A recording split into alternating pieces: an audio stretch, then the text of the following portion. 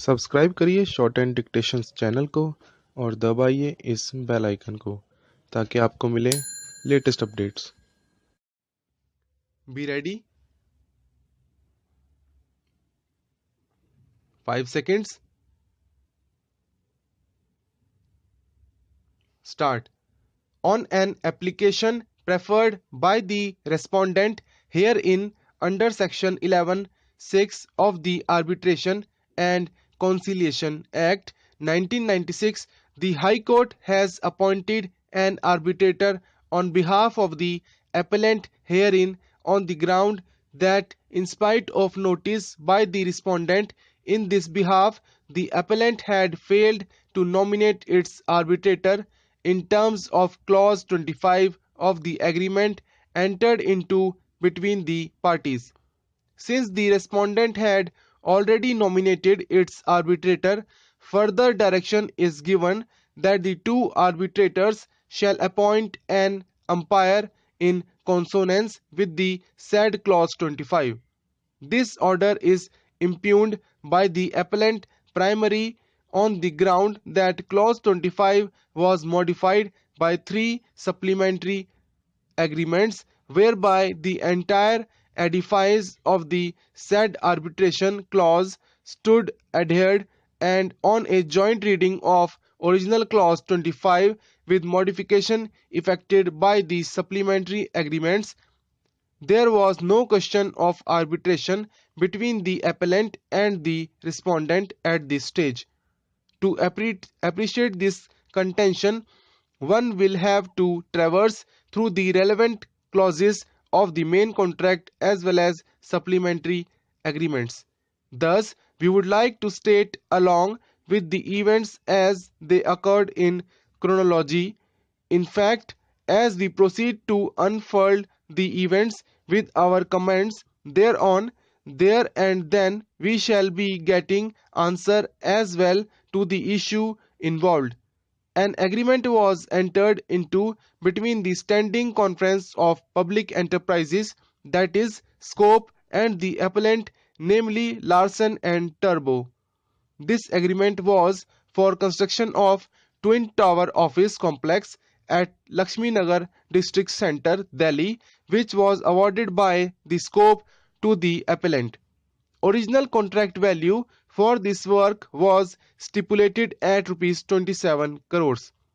Works comprised of the civil works and also subsidiary works that could be ordered from time to time by Scope Architect.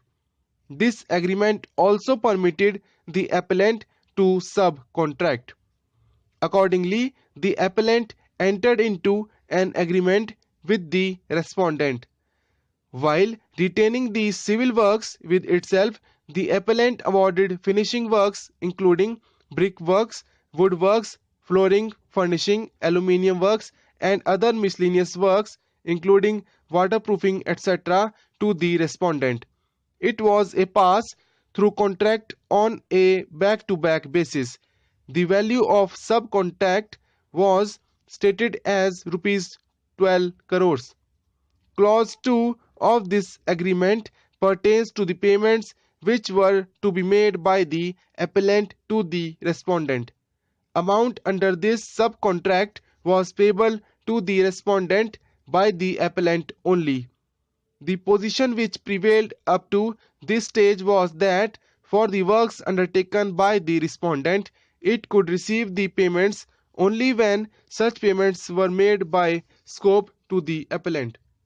Further, all questions and disputes between the appellant and the respondent were to be referred to a sole arbitrator where the claim was set up by Rs 10 lakhs and 3 arbitrators for claims beyond 10 lakhs.